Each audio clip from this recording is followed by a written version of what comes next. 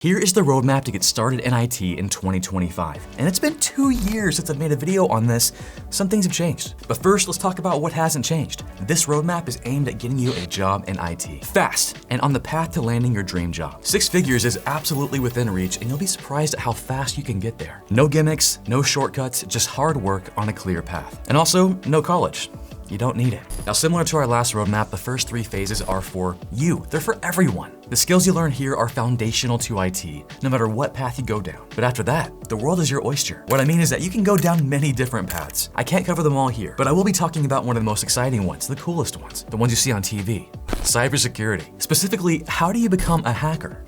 Ethically, of course. And also, please know, this may be a roadmap, but you don't necessarily have to drive all the way down in the same order. In fact, you may find a shortcut. We'll talk more about that later. And just so you know, this roadmap is hacker approved. John Hammond looked at it and said, yes. This is John Hammond approved. So here we go, phase 1. Actually, no, phase 0. Yeah, we're doing things different this year. And this might feel weird.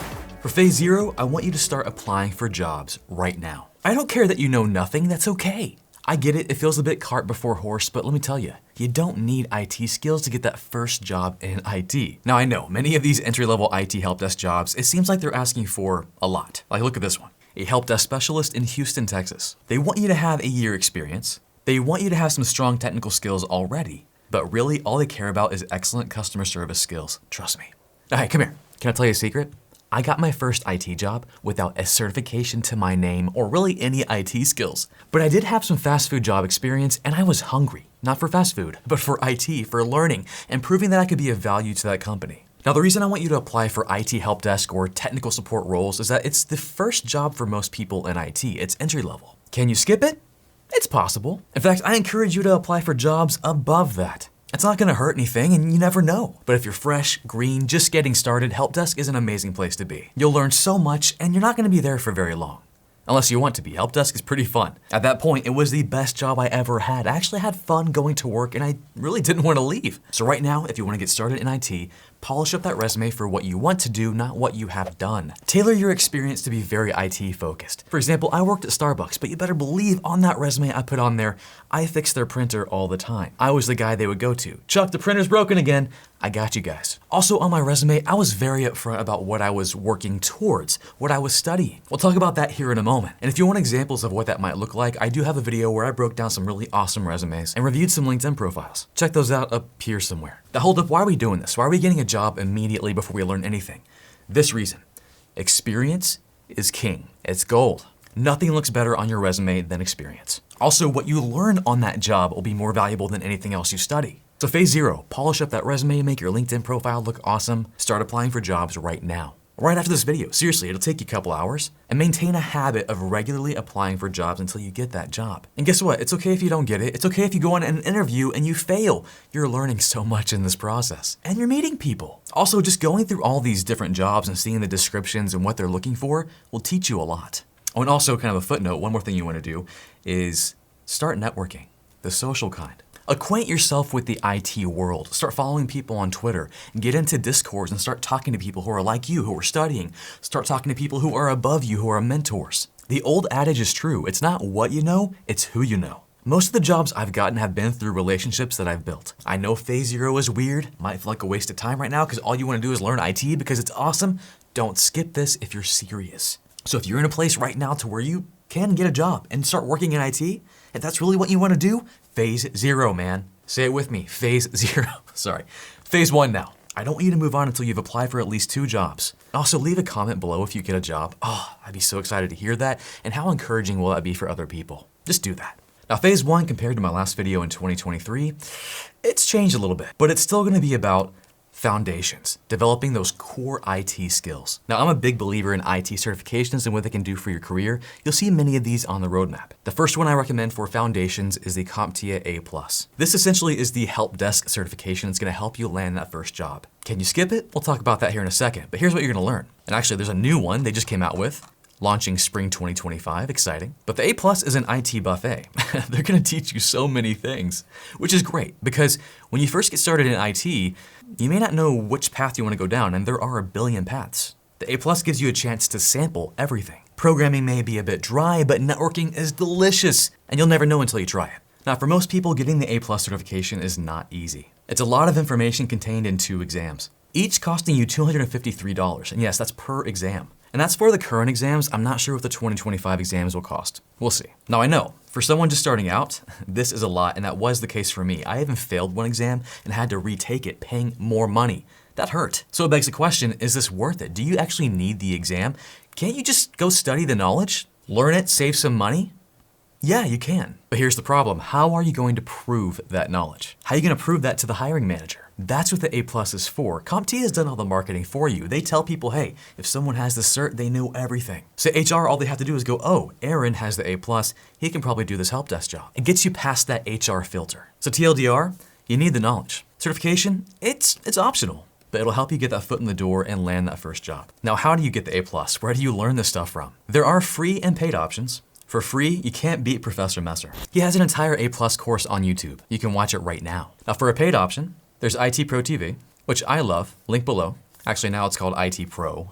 And also, this will be a shameless plug for me. I'm building something, which means it's not done yet, but it's gonna be kind of different. You'll see. Just keep in mind, it is still in the building phase. And part of this new thing, my academy, there'll be an entire CompTIA A+ course, a training series that I'm pouring my blood, sweat, and coffee into. It's something that I wish would have been around when I first started my IT career and started learning. So if you'd like to start studying this as we're building it, check it out, link below. It's currently $12 a month and every penny is going towards making this thing awesome. And yes, I will be covering the 2025 CompTIA A+ exams. Now the goal with phase 1 is to get your A+, or at least equivalent knowledge, but we're not quite done yet. This is where my roadmap's gonna start being a little weird compared to 2023. And by weird, I mean awesome. Now this is optional because I don't want you to be overwhelmed. But while you're studying for your A+, I want you to start learning Linux. And not just Linux, I want you to start learning coding as well. Specifically either Python or Go. Python's the favorite, so I'd go with that. Python.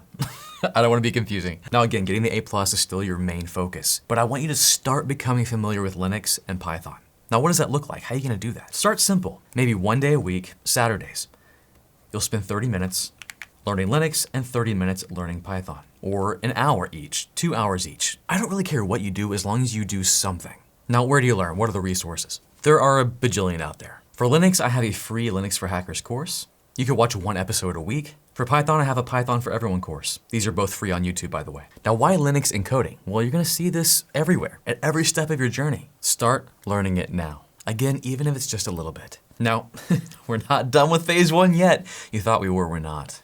Also in phase 1, I want you to start building out your home lab. This is where you get a chance to put into practice everything you're learning. Don't just learn the theory, take notes, and memorize things. No, do the things. For example, when you're learning about virtual machines in the A+, in your home lab, install VirtualBox and set up a virtual machine. Install Ubuntu as part of your Linux practice. When you're learning about networks, install a router in your house, replace your home router with pfSense, install a DNS server. Most, if not all, of these things can be done for free, and it's gonna be this. Check this out.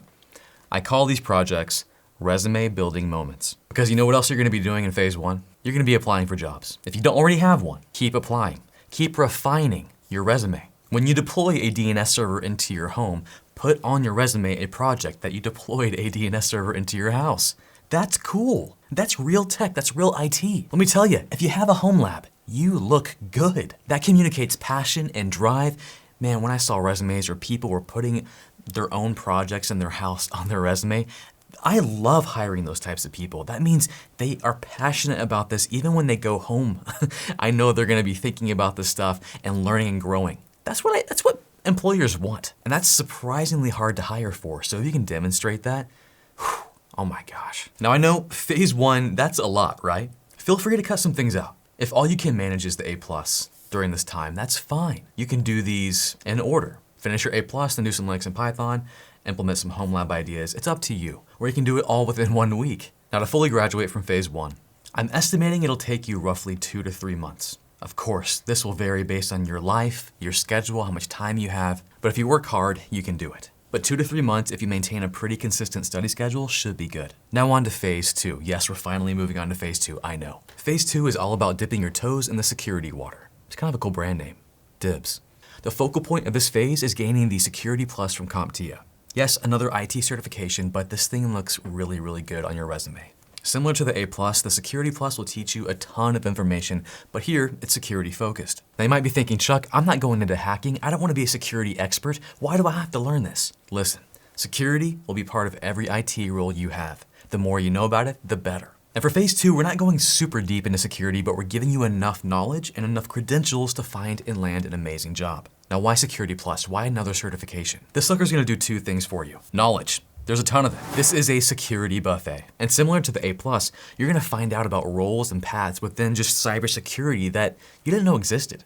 It's a big world. Number 2, this is definitely a checkbox cert. What does that mean? A lot of companies want you to have this. In fact, this is one of the most popular certs for people who want to work for the government in any capacity, because it satisfies the DoD 8570 directive, which lays out the minimum requirements for IT and cybersecurity roles. The Security Plus is the easiest way to check that box. You'll find that most roles just want you to have it by default. Currently, the Security Plus will cost you $404, and that's just one exam. And again, yes, you can learn the knowledge within the Security Plus without getting the certification, but the certification looks really good on your resume. Now, where can you study for the Security Plus? Again, free and paid options. Free, Professor Messer coming in. He has an entire Security Plus course for free on YouTube. For a paid option, I do recommend ITPro. And no, they're not sponsoring this video, I just really do like them. And full disclosure, the link below will be an affiliate link, meaning that when you sign up, you don't pay any more, but I do get a small kickback for telling you about them. Now, while the focal point of phase 2 is Security Plus, there's gonna be more Linux. Linux becomes very, very important in this phase. And because we're in the security phase, let's have you do some Linux that's security focused. There's a free site called Over the Wire. This place is amazing, and they have a path called Bandit, which when you go through it will teach you a ton of Linux basics. It's amazing, very, very fun, check it out. Also in this phase, no surprise, is more coding, Python. At this phase, keep learning the basics, but then I want you to challenge yourself to build some kind of thing, a project. Think something that you could add to your resume, another resume building moment.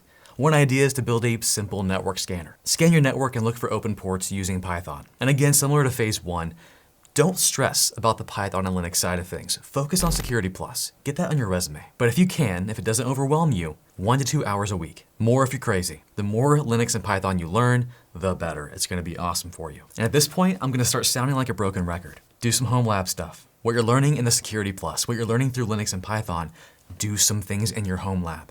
Automate some things with Linux and Python. Get on YouTube and look for fun projects. I do all kinds of stuff in the home lab. Just do something and add it to your resume. And finally, keep applying for stinking jobs if you don't already have one. And always keep that resume up to date. This phase should roughly take you 2 to 3 months. And I know what you're probably thinking, because I would be thinking the same thing. Chuck, you're being very vague about how much Linux and Python to learn. How much do I do in my home lab? I'm doing that on purpose. I don't want to overwhelm you. Also, that would make this video way too long. But if you'd like me to make a more detailed roadmap where I'm like, at this point, do this project. At this point, you should know this much Python. If you'd like to see that, let me know. That may be a video I make in the future. So phase 2, 2 to 3 months, which of course will be determined by how much time you have and other variables. It's time for a coffee break. And this coffee break and this video is sponsored by Bamboo Labs, which I'm actually really excited to talk about because I've been using Bamboo Labs forever. They're one of the first 3D printers I ever bought. And the reason I'm excited is because they are gonna help you with your resume building moments. The chance for you to shine and show off your home labs. I got into 3D printing about maybe 2-3 years ago, and I bought this 3D printer. I hated it. Took me forever to set up, almost pulled out my beard. Thank goodness I didn't. And the printing was slow. So I'm like, there's gotta be something better. And that's when I found Bamboo Labs. I bought this one. I don't think I worked for 2 weeks. I would just stand there and watch things print. Bamboo Labs is one of those ones that it's advanced enough to like make you excited about diving deeper, but it's simple enough for anyone to approach it. Like someone in my church, he just bought a 3D printer for his kids. They set it up and just started printing everything. In fact, they bought this one here, the Bamboo Labs A1 Combo. This thing is ridiculous, super fast, easy to set up. My team could set it up, and they're not the most technical people. They're working on it. And the deal on this thing, at the time of this video, it's $489 for the printer and then this AMS Lite. What that means is that you can do multicolor prints. You can design your model, slice it with a bunch of colors, and it'll just change it out for you. Now back to home lab stuff, you can make your home lab that much more great, make your resume building moments a bit prettier, a bit more functional with a 3D printer. So when I did my travel NAS video, I needed something that would house all my stuff, my SSDs and everything. Printed that sucker. And then me and my team 3D printed a few more things just to give you some ideas. This Raspberry Pi case. Sure, you can buy a case online, but making your own, printing your own, that's way cooler. This SSD mount for maybe whatever server you're gonna be building. Not as flashy, but functional. This SD card holder, I've actually printed a few of these in the past. We legit use these every day. And as you're building out your home lab, you'll probably end up having a rack. So you'll wanna rack mount your Raspberry Pi, print that. And check this out. They have this thing called Maker World. It's a world full of things you can print. And what makes it special is that when you select one of these, you don't have to change any of the settings or alter it for your specific printer, which you used to have to do. No, you just select your printer and the settings are already there. So thanks again to Bamboo Labs for sponsoring this video. If you want this A1 combo, check out my link below. And now back to the roadmap. Now, before we move on to phase 3, just know that in phase 1 and phase 2, we should also be continuing with networking, social networking. Keep talking to people, keep rubbing shoulders. Again, you never know who is going to be responsible for getting you that next job. Make friends, make contacts. Now, speaking of networking, let's talk about phase 3. It's all networking. My favorite part. Networking is the bread and butter of IT. You have to know it. And when you get into it, you'll find out that you love to know it. Networking is the best part. I know it's completely subjective and I'm completely biased. NetworkChuck, I mean, you saw it coming, right? But you don't want to skip this. It's like eating your vegetables, except these vegetables are delicious. Now with networking, similar to our other phases, we're gonna focus on a certification. Here we actually have a couple of options. Now if you saw my last video, there won't be a big surprise here. My favorite networking certification is the Cisco CCNA. This sucker right here is probably one of the best certifications you can get and put on your resume. Period. This trumps them all, at this level anyway. Employers love this one. It's the gold standard. But there is another option I want to shout out, and that's the CompTIA Network Plus. It's another very, very popular networking certification. Now, why would you choose one over the other? Well, Cisco, it's harder. It's gonna take you more time, take you more study, and might kick your butt a bit more. But the CCNA is more valuable, probably because it's harder and demonstrates practical skills. And one of the reasons it's so practical is because it's Cisco focused. With this certification, you're gonna learn networking inside and out, but you're also gonna be learning how to use Cisco products. Their CLI, you'll be learning about their automation products, their security products. So this is a no-brainer if you're gonna go down the network engineering path or network admin path. But if you're going somewhere else, CCNA might be a bit too much for you. That's where the Network Plus comes in. It's vendor neutral, so you're not focusing on any one vendor, and you'll still pick up networking knowledge, learning what a router is, a switch, subnetting. They'll both look great on your resume. CCNA will make you look better. Also, it will only help you to know how to use Cisco stuff because Cisco is everywhere. A ton of companies use them.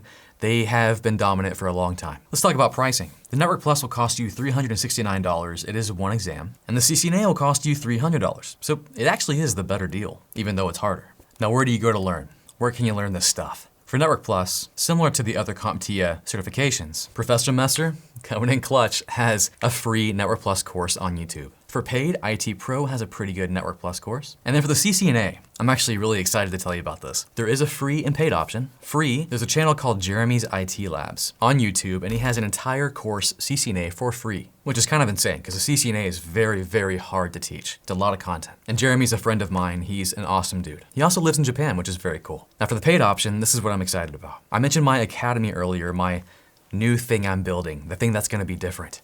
Well, I'm not building it alone. And I don't think I've publicly announced this to anyone yet, so you're first to hear. I've partnered with a guy who taught me networking. It's where I learned everything I know. He's the guy who got me so excited about IT, and really, he's responsible for what I'm doing today. His name is Jeremy Chara. He's a CCIE, incredible teacher. He's where I learned how to teach. And he has created the most amazing CCNA course, the best one he's ever made, on our academy. So similar to the A+, it is currently on the academy. We're still in our building phase, but you can go there right now and become part of this as we're building it. But please keep in mind, disclaimer, it's not completely ready yet. We're building it.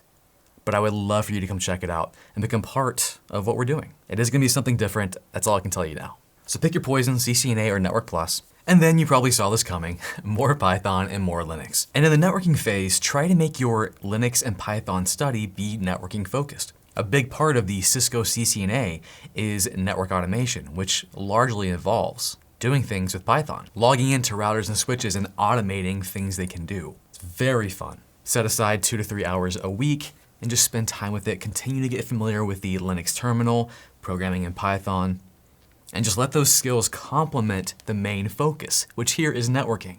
Again, doing this is gonna make you superhuman. You're gonna be amazing. I mean, you already are, but this will make you that much better. And of course, in this phase, we'll be doing more home labbing, but here I wanna give you a challenge. We mentioned in phase 1, replacing your router with pfSense as an option.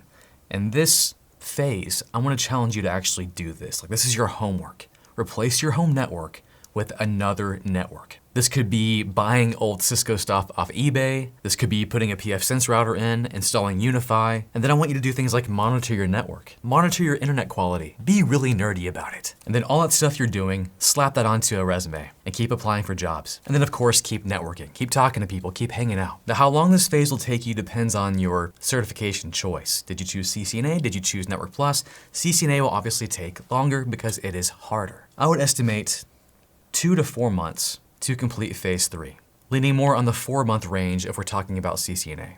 This is a very aggressive timeline, being very consistent with your study. Don't feel bad if you have to extend this out. Just put a date in there, be consistent, show up every day.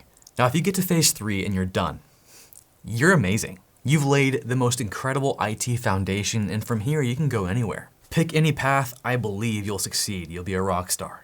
But before you go anywhere else, before you jump into a new learning path, we've got just a little bitty phase to make sure you're where you need to be. And that's phase 3.5. What? Yeah, no, track with me here. We're gonna come down here and go to phase 3.5. It looks so weird, 3.5.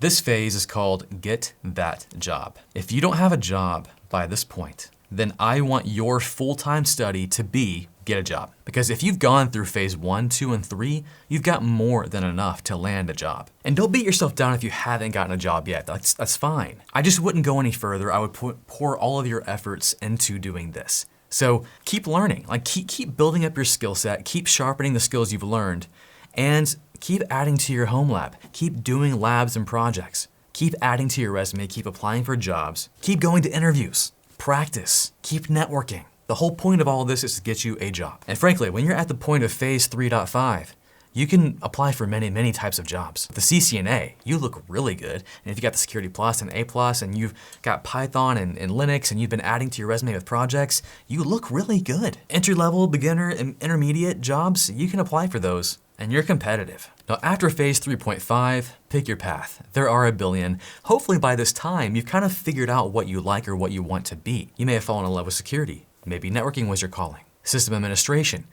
You learned some things about cloud, and cloud sounds awesome. Go do that. These are all different paths that'll have different requirements, and alas, I cannot cover them all. Did I just say alas? I did. I'm going with it. But if you do want me to cover others, let me know in the comments below. Right now, I'm gonna cover one path that is special to me because I'm going down it right now, and that's the hacking path. Specifically, offensive security, otherwise known as red teaming, ethical hacking, pen testing. It has many names. It's the flashy stuff you always hear about. It is very cool. It's not the only path in cybersecurity. It's just one of many, but it's the most popular you hear about. Learning hacking is a whole journey in and of itself. But to get started, which is all I'm gonna be able to show you because it would take forever, I would target a cert. No surprise here. And actually 3 different certs. I would start out with a junior level cert. A couple I love are the EJPT or the Pen Test Plus. They're easier, more approachable, and it'll dip your toe into what it means to be an ethical hacker, which is a different mindset. Like yes, to be a hacker, you have to know phase 1, 2, and 3. All the skills you learn in those phases will be used the opposite way. Normally you're learning how to build it, protect it, defend it. Now you're having to kind of reverse that thinking and go, hey, how can I break it? The EJPT will be $249, including training for 3 months through INE, because they run and operate the EJPT. And I believe you get 2 attempts, which is kind of awesome. And if I had to choose between the Pen Test Plus and EJPT, I'd probably choose the EJPT. The Pen Test Plus will be $381, not including training, but it is a bit more well-known. So if you're looking to put something on your resume, that will look good. Now, I'm gonna say this. There's only one hacking cert I'm going to list here that will actually look good on your resume. That will actually make people go, oh, they know what they're talking about. Or at least they're starting to. The next one I would get, the next phase of your journey would be the CPTS, or the Certified Penetration Testing Specialist from Hack the Box. This is the one I'm working on right now. The CPTS is interesting because you do have to go through the Hack the Box Academy modules to complete it. Like that's what they tell you. I feel like, what is Hack the Box? Oh, if you want to become a hacker, this is the place you want to be. Before they had their academy and their own certification, they were the place to go to practice hacking. They would create boxes that you can literally hack. It's very gamified, very fun. So when they created their own academy and then a certification to go along with it, I'm down. I've been a fan for a very long time. I was trying to find the pricing. There it is, $490. And I don't think that includes training. Let me just find out. I think that's just for the voucher. Now the CPTS is fairly new, so it's not quite resume gold. Not like the next one, which is probably the best hacking certification you can put on your resume, and that's the OSCP. Now the OSCP is on my list to get, but I'm going with the CPTS first because it's a bit easier, and I want to ease my way up to it. But for a long time, the OSCP has been the gold standard. They do have their own official training course called the PIN 200, and they have an exam bundle that'll cost you roughly $1,600. But that includes the course, 90 days of lab access, and 1 exam attempt, which is extremely practical, along with the CPTS and EJBT, but I think the OSCP is probably the most practical, if not the most difficult. Now at this phase, you're gonna be using lots of Linux and potentially lots of Python as you're going through these hacking certifications. You'll probably need a lot of these to be able to take the exam. What's interesting though is the OSCP has recently allowed you to use ChatGPT during the exam, recognizing the fact that, hey, modern engineers and modern hackers are gonna have AI right there. Now this is just the very beginning of a red teaming journey. Will this be enough to get you a job as a pen tester? I think so. Similar to the other phases, start applying immediately for what you want. Don't wait to get your first hacking certification, just start applying. And while you're applying, keep studying. Now, one note about this particular phase, the hacking phase. If you're confident you want to go down that, then I would also try to sprinkle in some more hacking CTFs or capture the flag events throughout your learning journey. There's an amazing free CTF software out there called Pico CTF, very beginner friendly, and you can interject that at any phase. Doing CTFs in labs that are pertinent to the phase you're at so you don't get overwhelmed. It could be part of your Linux learning, your Python learning, and will give you a feel for what a CTF feels like, which if you're in the hacking realm, CTFs are how people practice their hacking skills. It's a gamified attempt to hack something to capture a flag that's hidden behind security measures. But there is a vulnerability you have to exploit. It's kind of funny. It's one of those words where you have to put emphasis on whether or not it's going to be a verb or a noun. It's weird. So here we are, the map. Phases 1 through 3, that's for everyone. Everyone in IT will benefit from going through these phases, and at every step, be applying for a job. Never wait to start earning experience. But now we're at the section where we're gonna talk about shortcuts, because not everyone's gonna follow this roadmap sequentially, linearly. I mean, initially you'll wanna follow it just so, because as a beginner, you probably don't know much, but you may not be a beginner, so this roadmap, tailor it to you. Make sure you have a good handle on the basics and the foundations, but there are points where you could skip a phase. Like phase 1, you might already know all this stuff. You've been playing with Linux and Python, you know how to build a PC, you've already got a home lab. Just start applying for jobs and move on to another phase. Maybe you feel like you already know enough security, you don't need a certification, just skip ahead. Jump into networking. Just keep in mind, these certifications are there to make your resume look better. You don't need it to gain the knowledge, but you do need it to prove the knowledge. In most cases. But it's up to you whether or not you want to skip any phase. Just know that, like, let's say you skip phases 1 and 2 and you just go straight to CCNA.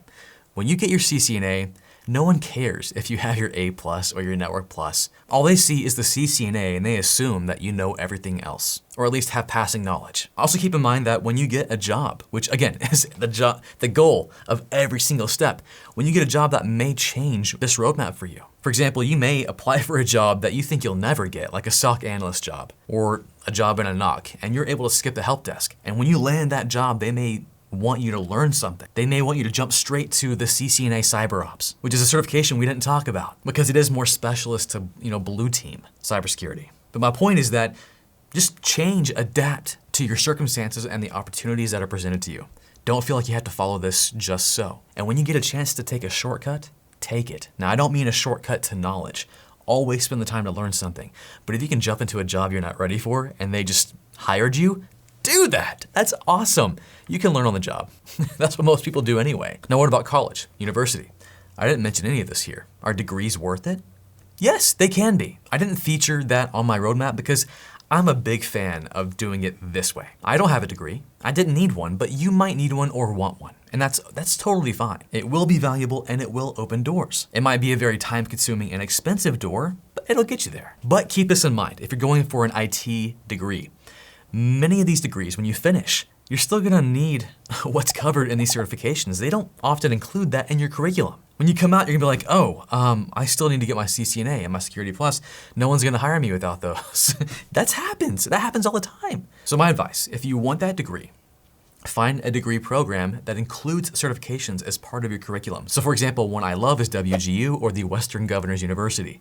Part of many of their IT degrees is CCNA, A+, AWS certifications for cloud. It's like part of their final exam for the networking section of classes. You have to pass your certification. That's amazing. You get a degree and you get certifications, you come out a rock star. Yes, it will be more expensive than just doing this yourself, self-study, but if you want a degree, that's what I recommend. All right, so NetworkChuck sent me his roadmap, a little 2025 plan to get a job in IT, maybe a little bit of cybersecurity, so I did want to take a quick look. Starting off, he's saying, look, you should be studying Linux and Python early in the journey and then keep doing it all the way throughout. Not gonna lie, I completely 1000% agree with this. Maybe it doesn't need to be strictly Python, but absolutely I feel like using the Linux command line and at least scripting in a language like Python or writing code or programming and automating in one way or another. That is something that should really be solidified. And so definitely worth starting as early as you can and still doing it all throughout. Those are skills that give you superpowers, not gonna lie. And then Chuck goes into a lot about networking, Net Plus versus CCNA, or if it is needed at all. So look, again, I have to speak from just me and my experience. I don't know what CCNA gosh darn is, truth be told. Maybe I'm out of the loop. I could very well just not be educated there, but I have not particularly needed a ton of in-depth, very granular networking insight and experience. I think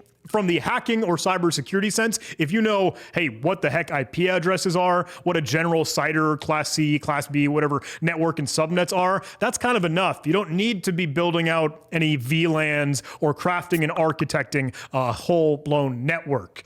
Next is on the hacking path, some of the certifications with EJPT, Pentest Plus, maybe CPTS, and OSCP. This is just John speaking. I don't know about EJPT these days. I don't know if it's alive and well, but I might very well just be out of the loop. And I have not personally taken Pentest Plus, so I don't feel like I have any authority to kind of speak on that as much. I do think either of them are a good choice, though. Pentest Plus especially might give you a little bit more runway because any of the Plus CompTIA certifications are just generally well known. But I would consider OSCP still the crown jewel. I'd suggest, look, if that's what you want to go for it. If you want some intermediary steps, CPTS or any others that you're interested in can still be stepping stones, but make sure you've got this as your target in mind and don't hesitate, drive towards that. Ooh, the last one is spicy. His view on college. Look, college, undergrad, school, university, whatever. I kind of agree with Chuck, not gonna lie. I think it is optional. It is not needed in the absolute strict sense of the words, but it can be extremely helpful to go through. Like, it's subjective. It's super subjective to you and your case for anyone tuning in. You can crawl, walk, and run just fine without a college degree or anything to kind of get your foot in the door for job hunting. You can find places, occupations, and people that will employ you without a college degree if you prove your merit and competency. But it is an extra notch on your belt, so there's nothing really wrong with that. As I mentioned, crawl, walk, run, hey, you can get a little bit of a speed boost if you go for college. Maybe that helps get things up and running at the start, but it's optional. College can be good, but I don't think you need it 1000%. So let me end cap this. It's been a very long video, but times have changed, and times are changing rapidly right now. What's gonna happen with AI? Where are our jobs gonna go? I don't know. No one knows. We can all guess, but what we do know is that you need skills. The skills covered in this roadmap, foundational skills, and people still hire for those skills. And I think they'll be in demand for a long time. And if they aren't, hey, you'll learn something anyway. And I know this roadmap ended up being very specific to hacking. What other roadmaps do you want to see? Cloud engineer, network engineer, more blue team? Comment below. That's all I got. This is the first video of 2025. I hope you're doing well. I'll catch you guys next time.